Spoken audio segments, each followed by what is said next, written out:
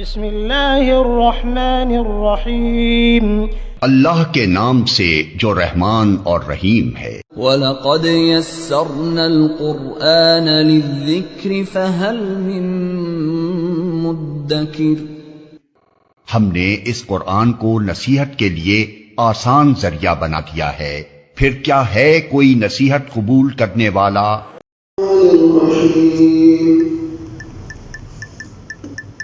وَلَوْ جَعَلْنَاهُ قُرْآنًا أَعْجَمِيًّا لَقَالُوا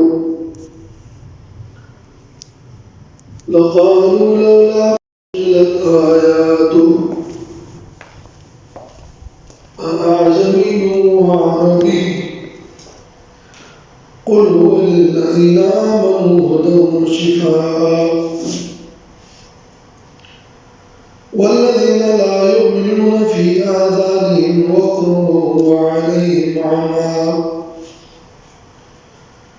أولئك ينادون من مكان بعيد۔ سورۃ حامیم السجدہ کی آیت نمبر 44 ہے۔ مشرکین کہتے تھے کہ قرآن عربی میں کیوں پیش کیا، اس کو کسی اور زبان میں ہونا چاہیے تھا۔ یہ منکرین قرآن اور مشرکین کے اعتراضات اور شبہات میں سے ایک شبہ ہے۔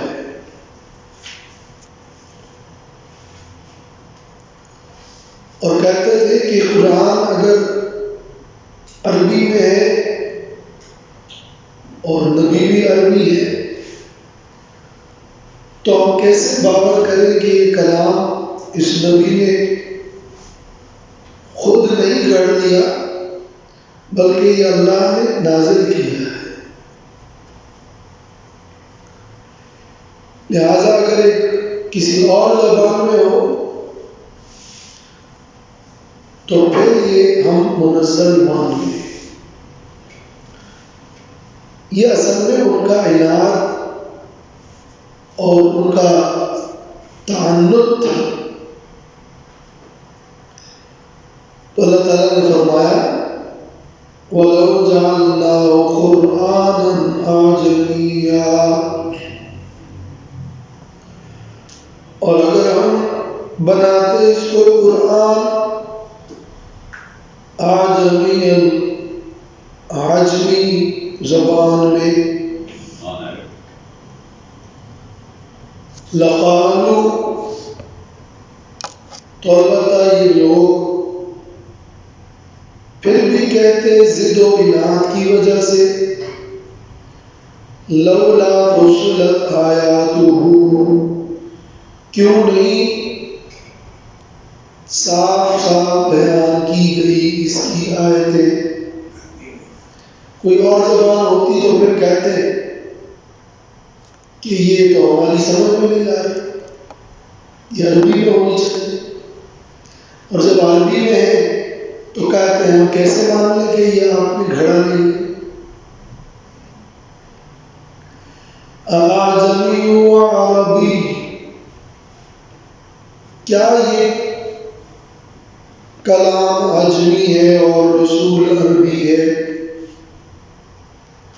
اگر قرآن عجمی زبان میں اور غیر عربی میں ہوتا تو کہتے کہ کلام عربی عجمی ہے اور رسول عربی ہے۔ تو ابھی تو ایک اعتراض ہے کہ قرآن عربی میں کیوں ہے، وہ بھی پہچان ہے۔ اور اگر قرآن عجمی میں ہوتا تو پھر دو باتیں ہوتی، ایک یہ کہ نبی عربی ہے کلام عجمی ہے، اور دوسرا یہ کہ یہ تو ہماری سمجھ میں نہیں آ رہا۔ تو اصل میں یہ بہانہ ہے، ورنہ قرآن جس قسم کی عربیت میں ہے اور جس قسم کا فصیح و بلیغ اور معجز کلام ہے، اس کا اس جامع عربی میں ہونا یہی اس کی حقانیت کی دلیل ہے۔ امام رازی نے تفسیر کبیر میں اس آیت کی تفسیر میں فرمایا ہے کہ میرے نزدیک حق بات یہ ہے کہ یہ سورت اور اس کے مضامین اول سے آخر تک کلام واحد ہے۔ اس سورت کے شروع میں بھی فرمایا تھا کہ وَقَالُوا قُلُوبُنَا فِي أَكِنَّةٍ، کفار کہتے ہیں ہمارے دل پردے میں ہے۔ تو یہ اسی جملے وَقَالُوا قُلُوبُنَا فِي أَكِنَّةٍ، اسی جملے سے یہ آیت اور یہ مضمون بھی متعلق ہے۔ اور وہ اس طرح کہ تم کہتے ہو کہ ہمارے دل پردے میں ہیں اور ہمیں قرآن اور اس کی باتیں سمجھ میں نہیں آتی، تو امام رازی فرماتے ہیں کہ کیوں سمجھ میں نہیں آتی؟ یہ عجمی زبان میں تو ہے، اگر کلام عجمی ہوتا تب تو پھر وہ کہتے کہ قرآن عربی کیوں نہیں ہے، یہ عجمی ہے اس لیے ہماری سمجھ میں نہیں آ رہا، اور عجمی کو عربی قوم کی طرف کیسے بھیجا؟ تو کیوں یہ لوگ کہتے ہیں کہ قلوبنا فی أكنة اور ہمیں بات سمجھ نہیں آ رہی؟ کس بنا پہ کہہ رہے ہیں؟ قرآن کیا عجمی ہے؟ تو یہ ایک اور انداز میں اس آیت کی تفسیر ہے کہ کفار اور منکرین کے بہانے کو رد کر دیا کہ تمہارا کہنا کہ ہمیں بات سمجھ نہیں آتی بے جا ہے۔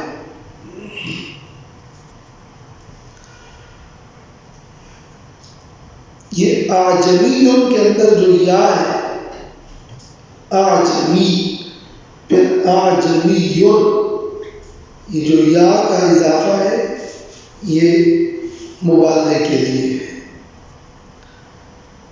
تفسیر قرطبی میں ایک لفظ ہے عجمی اور ایک لفظ ہے اعجمی۔ عجمی کہتے ہیں غیر عرب، عجم غیر عرب،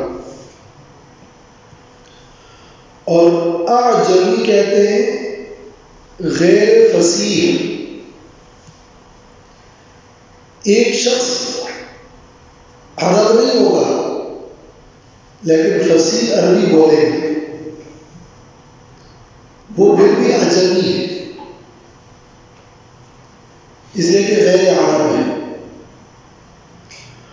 اور ایک لفظ ایک شخص عربی بھی بولے لیکن وہ فصیح نہ تو وہ اعجمی ہے۔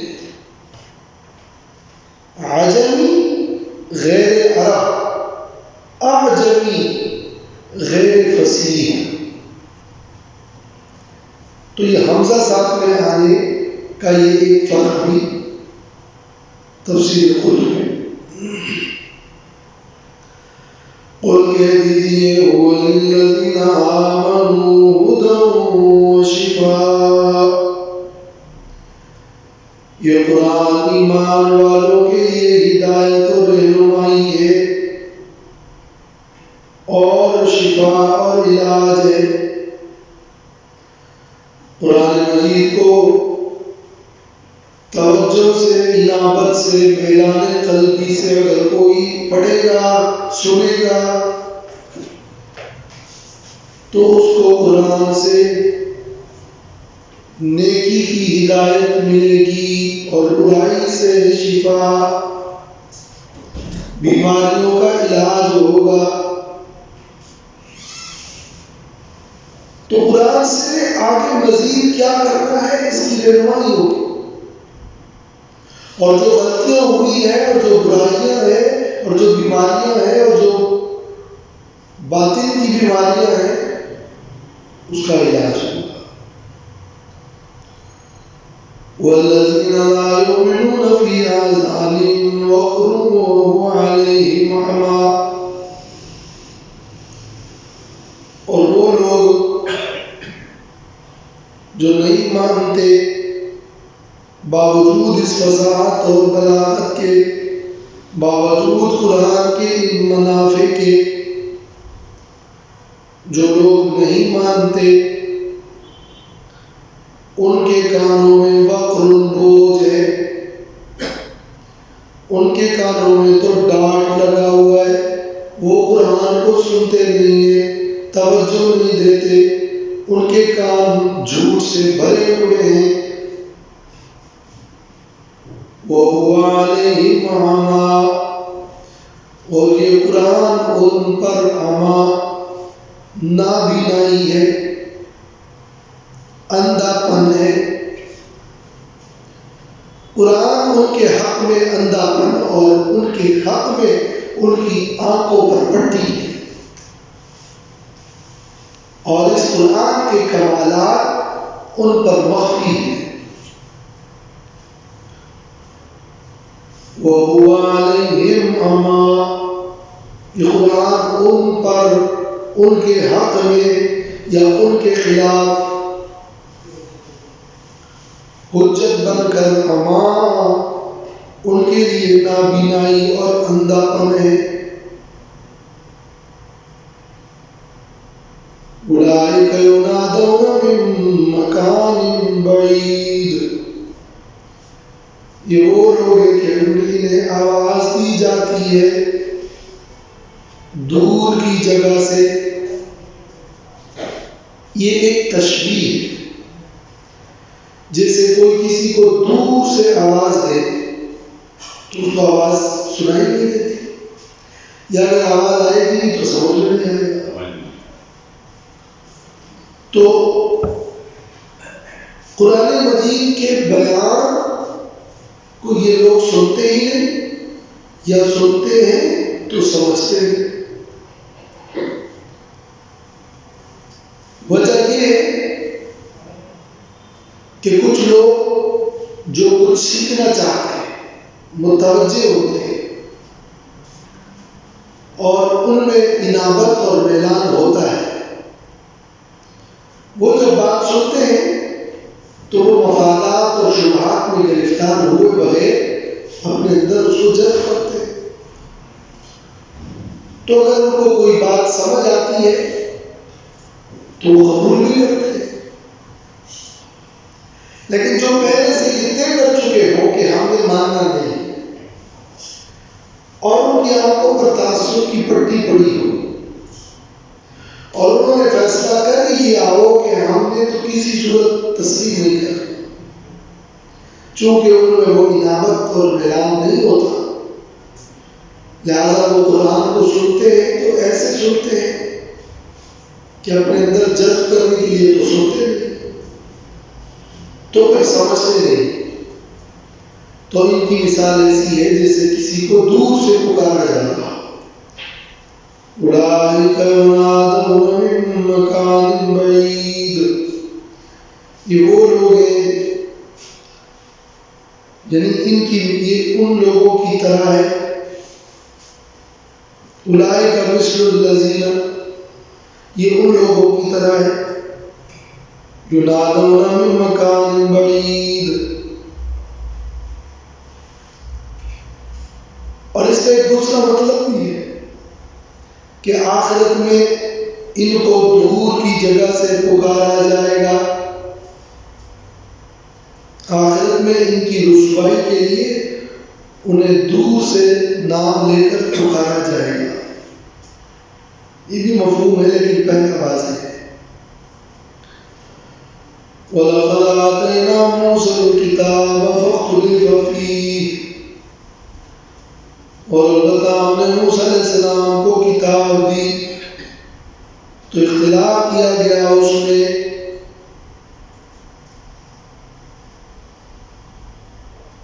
تو یہ تسلی ہے نبی کے لیے کہ اے نبی، قرآن جیسا کلام پہلے بھی آیا تھا، اس میں بھی اختلاف ہوا، کچھ لوگوں نے مانا اور کچھ لوگوں نے انکار کیا، تو آپ تسلی رکھیے، غمگین مت ہو، یہ کوئی نئی بات نہیں ہے۔ آیت میں یہ تسلی ہے، یہ نئی بات نہیں ہے۔ آج جس طرح وہ قرآن میں اختلاف کرتے ہیں، ایسے ہی تورات میں بھی اختلاف ہوا۔ اسی طرح یہ جو جملہ ہے، اس میں مشرکین کے ایک اور ناجائز مطالبے کا رد ہے۔ کہتے ہیں قرآن پورا ایک ساتھ ہی یک دفعہ کیوں نازل نہیں ہوئی؟ پوری کتاب آ جاتی ہے، تھوڑا تھوڑا کر کے کیوں نازل ہو رہا ہے؟ پہلے اعتراض کیا تھا کہ یہ عربی میں کیوں ہے، پھر اعتراض کیا کہ یہ ایک دفعہ میں پورا نازل کیوں نہیں ہوا؟ تو یہ اس کا جواب اس کی طرف بھی اشارہ ہے۔ موسیٰ علیہ السلام پر کتاب اتری تھی اور وہ پوری ایک دفعہ ایک ساتھ ہی تورات کے تختے آئے تھے۔ تورات کی تختیاں تو اس کو کب مانا؟ اس کا بھی تو انکار کیا۔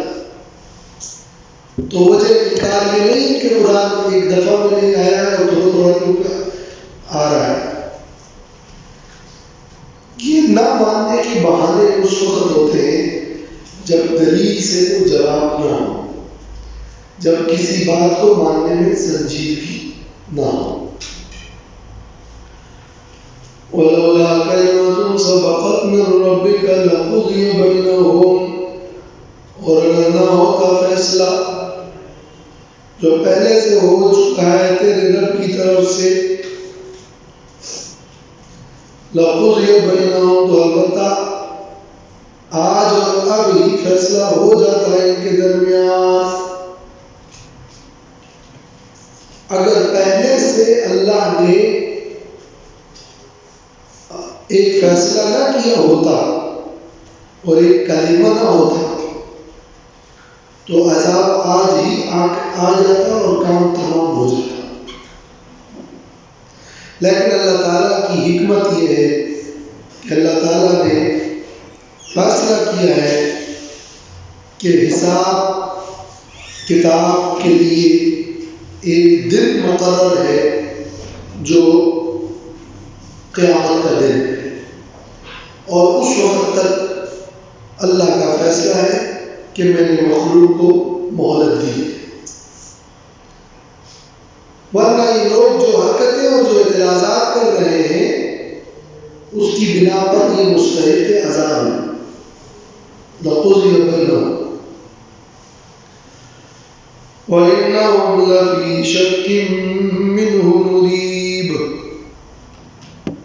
اور بے شک یہ لوگ البتہ شک میں منہ اس قرآن سے، مریب ایسا شک جو پریشان کن ہے، ایسا شک جو اضطراب انگیز ہے۔ اس جملے میں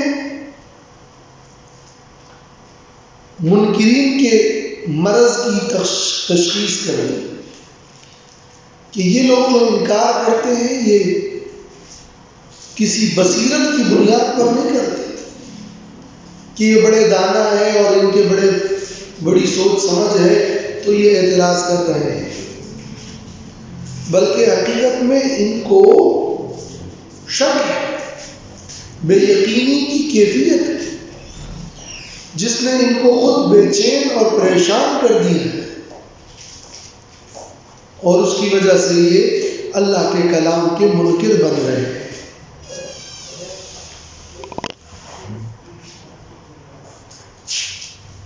من عمل صالحا فلنفسه، ومن اساء فعليها. اختلاف کے بعد دو طرح کے لوگ ہیں. جس نے نیک عمل کیا فلنفسہ تو اپنے ہی نفس کے فائدے کے لیے. ومن اساء جس نے برا کیا فعلیہا تو وبال بھی اس پر ہوگا. وما ربک بظلام للعبید اور نہیں ہے تیرا رب ظلم والا بندوں پر. بظلام ظلم والا.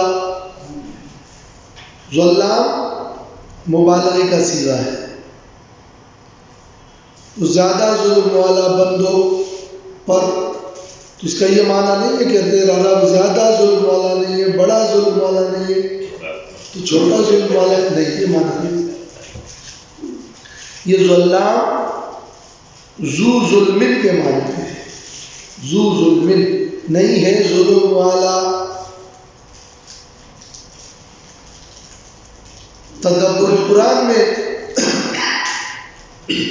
تفسیر تدبر قرآن میں یہ ایک قاعدہ ہے لغوی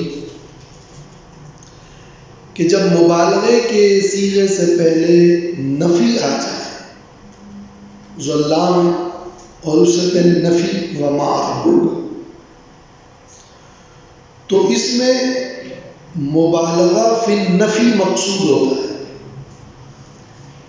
اس میں نفی کے اندر مزید مبالغہ مقصود ہوتا ہے کہ بالکل بھی ظلم کرنے والا نہیں ہو.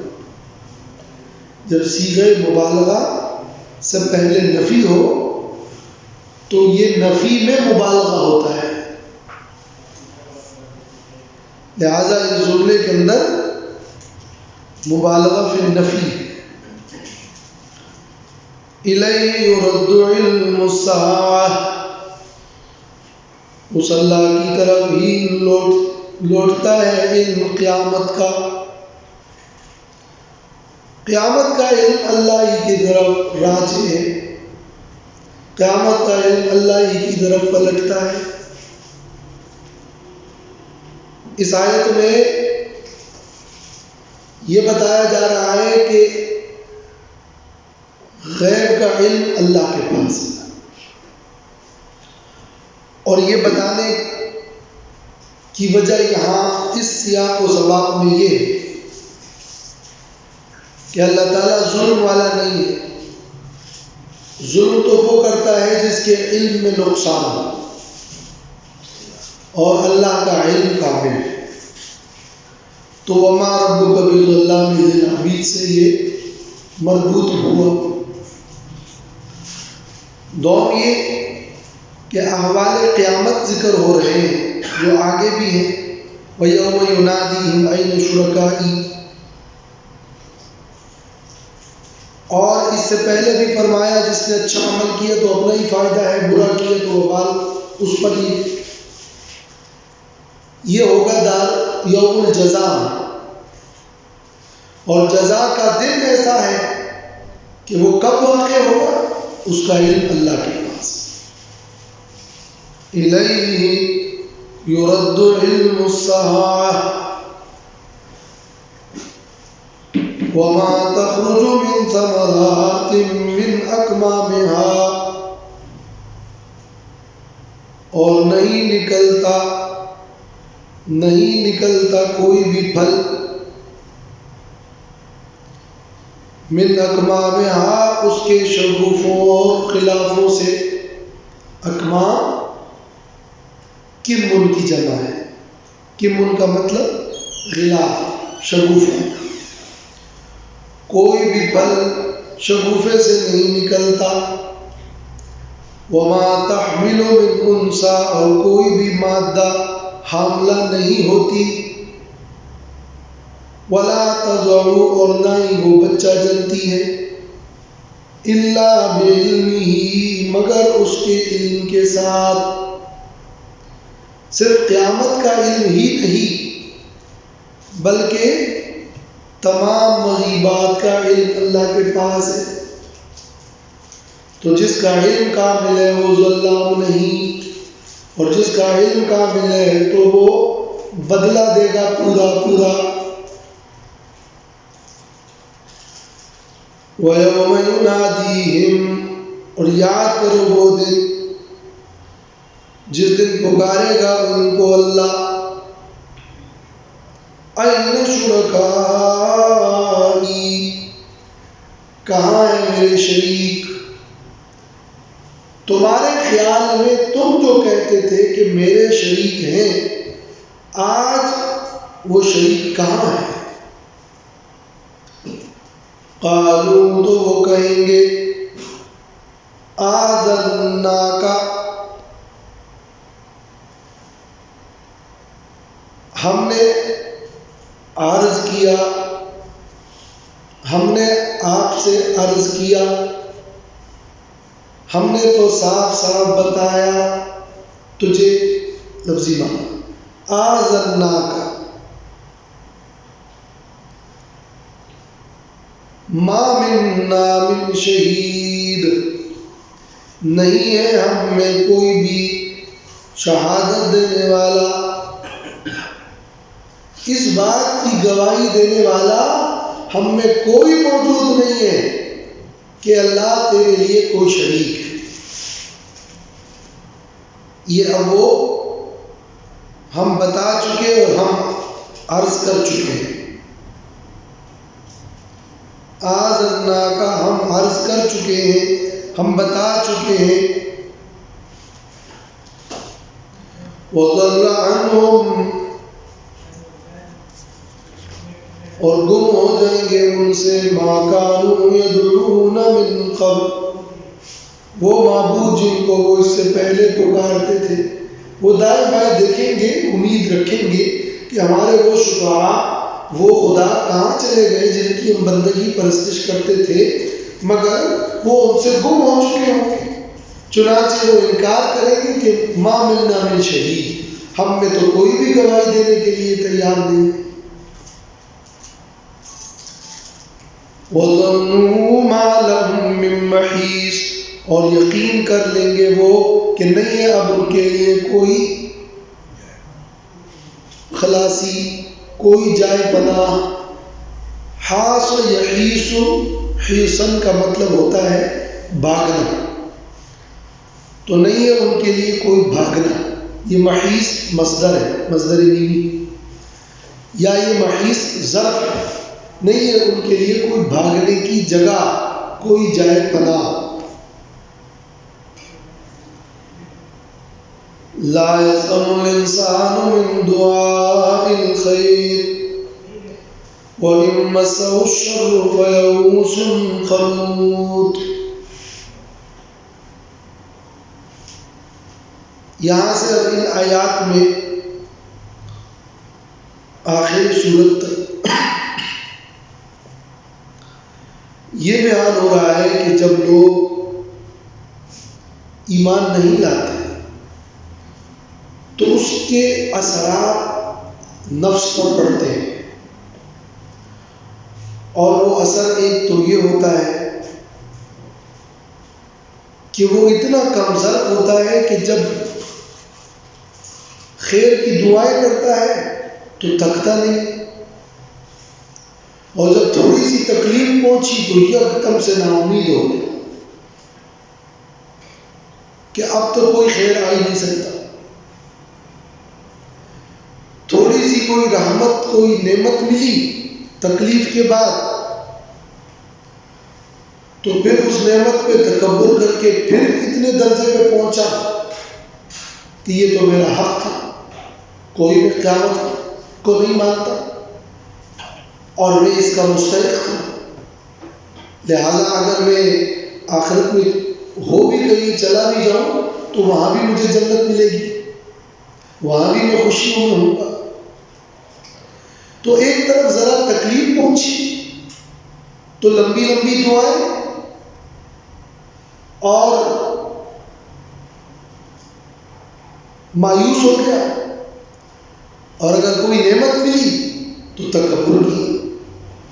یہ اتنی بڑی بے اعتدالی اور احسان فراموشی اور بے وفائی اور بے صبری اور یہ مزاج کا بگاڑ یہ اصل میں اس لیے ہے کہ جب کوئی توحید کو نہیں مانتا، آخرت کو نہیں مانتا، اللہ اور اللہ کے حکم کو نہیں مانتا، تو پھر وہ اسی طرح بگاڑ کا اور نفسیاتی بگاڑ کا شکار ہو جاتا ہے۔ تو یہ اس کا بیان ہے انسانی مزاج کا۔ لا يسأم الانسان من دعاء الخیر، نہیں اکتاتا انسان بھلائی کی دعاؤں سے، دنیاوی بھلائی کی دعائیں مراد ہے، مال کے لیے دعائیں، عزت کے لیے دعائیں، اقتدار کے لیے دعائیں، ڈگریوں کے لیے دعائیں، اولاد کے لیے دعائیں، صحت کے لیے دعائیں، اور دنیا بھر کی چیزوں کے لیے دعاؤں سے تھکتا نہیں ہے۔ وَإِن مَسَّهُ الشَّرُّ فَيَئُوسٌ قَنُوطٌ، اور اگر اس کو پہنچے کوئی مصیبت، کوئی تکلیف، تو فَيَئُوسٌ قَنُوطٌ، تو مایوس ہوتا ہے، خوب نا امید۔ فَيَئُوسٌ تو مایوس ہوتا ہے، قنوط خوب نا امید۔ یہ دونوں الفاظ مترادفات ہیں اور بطور تاکید کے ذکر ہے کہ خوب نا امید ہو کر انتہا پہ پہنچ جاتا ہے، اور کیفیت یہ ہوتی ہے کہ اس کے ذہن میں پھر یہ خیال تک نہیں آتا کہ یہ شر دور ہو سکتا ہے اور پھر بھی کوئی خیر مل سکتا ہے، تو یہ وہ اس ڈپریشن کا شکار ہوتا ہے۔ بعض نے فرق کیا ہے ان الفاظ میں کہ فیئوس دل سے بھی نا امید ہوتا ہے، اور اگر آپ اس کے چہرے کو دیکھیں تو قنوط، چہروں سے بھی نا امیدی ظاہر ہوتی ہے۔ یہ دو الفاظ الگ الگ ہوں تو ایک دوسرے کے اندر اس کا مفہوم شامل ہے، لیکن ایک ساتھ ہو تو یوں فرق کر سکتے ہیں کہ دل سے بھی نا امید ہوتے ہیں اور نا امیدی ظاہر میں نظر بھی آ رہی ہوتی ہے۔ وَلَئِنْ أَذَقْنَاهُ رَحْمَةً مِنَّا، اور اگر ہم پہنچا دیں اس کو کوئی رحمت اپنے پاس سے، من بعد ضراء، اس تکلیف کے بعد، مست ہو جو اس کو پہنچی، تو پھر اس وقت اس کے تین جملے،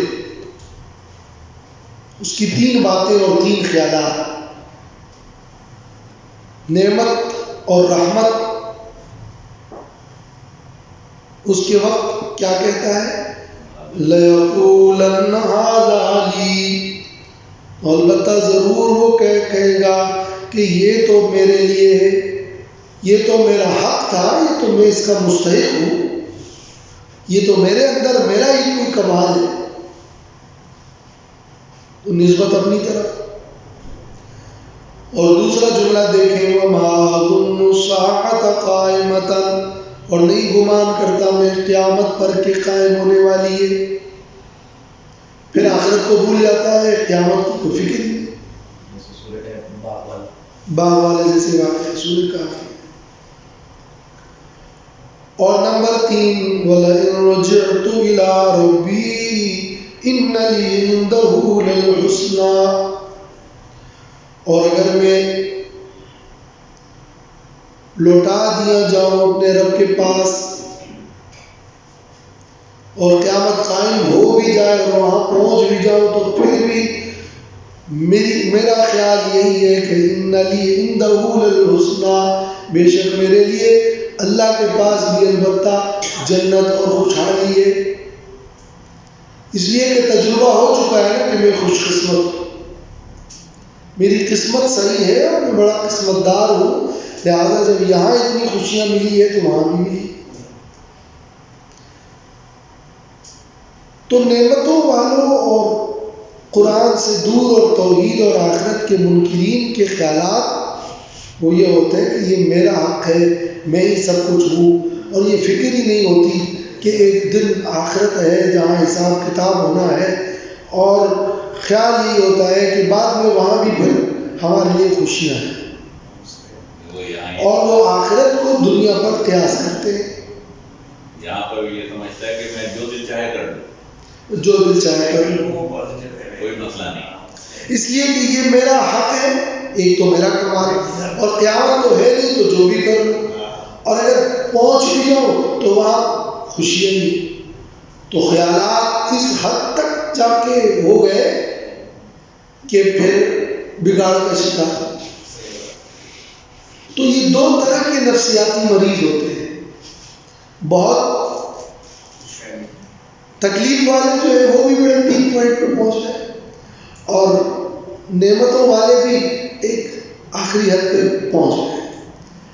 اعتدال میں وہی ہوگا جو مصیبت اور نعمت دونوں کی حیثیت کو سمجھے گا، ہر چیز کو اللہ کی طرف منسوخ کرے گا، نعمت پر شکر کرے گا، مصیبت پر صبر کرے گا، اور دونوں پر آخرت میں جزا کا طالب ہوگا. یہ ہے وہ معتدل اور معقول آدمی، ورنہ تو پاگل ہے. وَلَنُنَبِّئَنَّ الَّذِينَ كَفَرُوا بِمَا عَمِلُوا وَلَنُذِيقَنَّهُم مِّنْ عَذَابٍ غَلِيظٍ. دو جملوں میں اب وعید ہے. بس البتہ ضرور ہم خبر دیں گے ان لوگوں کو جنہوں نے کفر کیا بسبب اس کے جو انہوں نے عمل کیا. ہم بتا دیں گے کیا کیا تم لوگوں، پھر تمہیں تمہارے اعمال تمہارے کرتوت بتا دیے جائیں گے. یہ بڑی وعید ہے. اور دوسری وعید کا جملہ، اور البتہ ضرور ہم انہیں چکا دیں گے سخت عذاب، گاڑا عذاب، سخت عذاب. یہ جو تمہارے خیالات ہیں ہم تمہیں بتا دیں گے کہ تمہارے کیا کرتوت رہے، بے فکر ہو جاؤ. اور تمہیں جو سزا ملے گی نا گاڑی قسم کی، تبھی تمہارے عقل ٹھکانے آئے گی. یہ دو جملے وعید کی جملے ہیں، اور یہ ان کے جو اقوال تھے نا، یہ لَيَقُولَنَّ هَٰذَا، اب وہی مضمون حال کی صورت میں کہ ان کا حال یہ ہے کہ وَإِذَا أَنْعَمْنَا عَلَى الْإِنسَانِ، اور جب ہم نعمت کریں انسان پر، أَعْرَضَ، تو وہ اللہ کی اطاعت سے اعراض کرتا ہے اور حق سے اعراض کرتا ہے. وَنَأَىٰ بِجَانِبِهِ، اور دور کر لیتا ہے اپنے پہلو کو. نَأَىٰ ینئی فعل لازم ہے، دور ہونا. بجانبی یہ بات تعدیہ کے لیے، تو پھر یہ متعدی ہو گیا. وَنَأَىٰ بِجَانِبِهِ، اپنے پہلو کو دور کر لیتا ہے، دور دور رہتا ہے، پہلو بچا کر رکھتا ہے. تکبر کی وجہ سے اکڑتا ہے. تو وَنَأَىٰ بِجَانِبِهِ کا مطلب کیا ہوا؟ وَاسْتَكْبَرَ. أَعْرَضَ وَاسْتَكْبَرَ، أَعْرَضَ عَنِ الطَّاعَةِ وَاسْتَكْبَرَ عَنِ الْإِنْقِيَادِ. تفسیر ابن کثیر. اطاعت کرتا نہیں ہے اور تکبر کرتا ہے اور اکڑتا ہے. وَإِذَا مَسَّهُ الشَّرُّ فَذُو دُعَاءٍ عَرِيضٍ، اور جب اسے تکلیف پہنچتی ہے تو وہ ہوتا ہے چوڑی دعا والا. عریض چوڑی، تو چوڑائی تو لمبائی سے کم ہوتی، تو لمبی چوڑی دعا والا ہماری زبان میں یہ ہوگا، لمبی چوڑی دعا. طول جو ہے وہ عرض سے بڑھ کر ہوتا ہے. عریض کا لفظ استعمال ہوتا ہے کلام کے اندر، کلام العریض عربی میں. اس کا مطلب ہوتا ہے جو جس کلام کے الفاظ طویل ہو اور معنی کم ہو، تو وہ ہوتا ہے کلام عریض. اب تھوڑی تکلیف پہنچی تو لمبی لمبی دعائیں کرتا ہے. مذمت اس کی دعا کی نہیں کی جا رہی ہے، مفہوم یہ نہیں ہے کہ یہ لمبی دعا نہیں کرنی چاہیے. مفہوم یہ کہ کس طرح وہ بے صبر ہے، کس طرح وہ بے وفا ہے، اور کس طرح وہ مفاد پرست ہے، اور بجائے اس کے کہ وہ اللہ سے تعلق جوڑے، اللہ کو پکارے، اللہ کی عبادت کرے، دعا کا مقصد اللہ سے متعلق ہونا ہے، وہ صرف اور صرف اپنا مفاد لیے ہوئے، تو مذمت اس کے اس اللہ سے بے تعلقی اور شرک اور اللہ سے بے وفائی کی مذمت ہو رہی ہے، نہ کہ اس کے شر کے وقت کی لمبی دعا کی۔ قُلْ أَرَأَيْتُمْ إِنْ كَانَ مِنْ عِنْدِ اللَّهِ ثُمَّ كَفَرْتُمْ بِهِ، کہہ دیجئے اگر وہ یہ قرآن اللہ کی طرف سے، یہ ان بمعنی اذا ہے، دعوت کے مقام میں یہاں ان جو ہے نا ترغیب کے طور پر اور متوجہ کرنے کے لیے کہا گیا ہے۔ اگر یہ قرآن اللہ کی طرف سے ہو،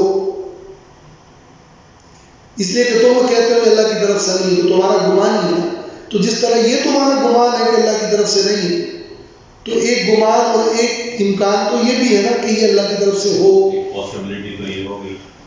تو اب دو پاسبلٹی ہے، ہاں ٹھیک ہے، ان دو میں سے اگر نہ ہو اور آخرت بھی نہ ہو تو کچھ بھی نہیں ہے، لیکن اگر یہ ہو اور تم انکار کرو تو پھر تم اپنا حال بتاؤ۔ اب ان دو ممکنہ صورت میں کون سی صورت زیادہ معقول ہے؟ قبول کرنا ہی معقول ہے، تو تم نے اپنے خیال میں جو صورتیں بنائی ہے اس کے اعتبار سے بھی ماننے والی صورت راضی ہے۔ یہ مراد نہیں ہے کہ قرآن کو اس ممکنہ صورت کی بنا پر مان لو، بلکہ یہ بتایا جا رہا ہے کہ بلا شک شبہ قرآن پر ایمان لانا ہی معقول ہے۔ قل کہہ دیجیے تم مجھے خبر دو، کیا تم نے غور کیا ہے؟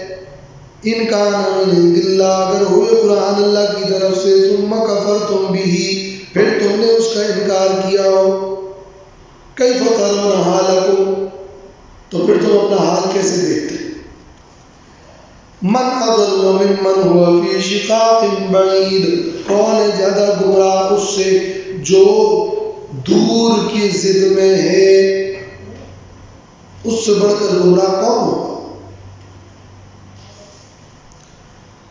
آخر میں حق کی ترغیب دی جا رہی ہے، سنریم آیاتنا فی الآفاق وفی انفسہم، ان قریب ہم ان کو دکھائیں گے اپنی نشانیاں، فی الآفاق، آفاق میں، کناروں میں، زمین و آسمان کے کناروں میں، وفی انفسہم، اور ان کے نفسوں کے اندر بھی، حتیٰ یہاں تک یتبین لہم، کہ ان کو یہ بات واضح ہو جائے گی، انہ الحق، کہ یہ قرآن حق ہے۔ ہم ان کو آفاق، زمین و آسمان کے کناروں میں اور خود ان کے نفسوں کے اندر اپنی نشانیاں دکھا دیں گے، یہاں تک کہ یہ لوگ جان لیں گے کہ بے شک یہ حق ہے۔ دو مطلب ہے اس کے، ایک مطلب تو یہ کہ ہم ان کافروں کو دکھا دیں گے کہ اے نبی تمہیں مکہ کے اندر بھی فتح نصیب ہوگا اور باہر عالم اور آفاق میں بھی فتح نصیب ہوگی، اور یہ فتح اور یہ غلبہ آفاق میں، کناروں میں اور انفس میں، خود ان کے اندر دونوں مقامات میں یہ نشانی ہم ان کو دکھا دیں گے، یہاں تک کہ وہ بھی جان لیں گے کہ واقعی یہ رسول، یہ دین، یہ قرآن برحق ہے۔ اور اس پر یہ سوال کہ کیا غالب آنا حقانیت کی دلیل ہے؟ تو جواب سرسری تو یہ ہے کہ غالب آنا تو حقانیت کی دلیل نہیں ہے، لیکن ایک پورے نظام اور نظام اخلاق کے ساتھ قرآن اور سنت اپنا وہ پورا معاشرتی اور تہذیبی نظام جب وہ غالب کر کے فتح کی صورت میں دکھاتا ہے تو وہ واقعی علامت ہوتی ہے اور نشانی ہوتی ہے حقانیت کی۔ مطلق غالب آنا، مطلق غلبہ وہ حقانیت کی نشانی نہیں ہے، ظلم کے ساتھ غالب آنا حقانیت کی نشانی نہیں ہے، مگر اخلاق کے ساتھ، حق نظام کے ساتھ اور ایک اپنے مستقل کامیاب نظام کے ساتھ کر کے دکھانا اور غالب آنا یہ حقانیت کی نشانیوں میں سے ضرور ہے۔ تو سنریہم آیاتنا فی الآفاق وفی انفسہم۔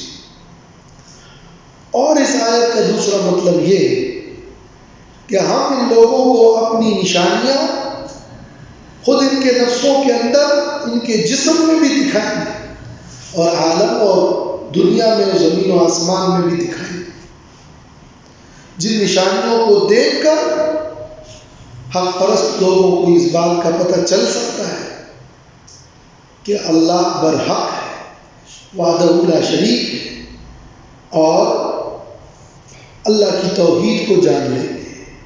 تو اس کے لیے دلائل عقلیہ، انفس اور آفاق میں جو دلائل عقلیہ ہے اس کا یہ بیان ہوا، اور اس پر بھی یہ سوال قائم ہوتا ہے کہ یہ انفس و آفاق کی نشانیاں تو اس وقت بھی تھی، واضح تھی، یہاں ہے سنوریہم، ہم دکھائیں گے، قیامت نہیں ہے۔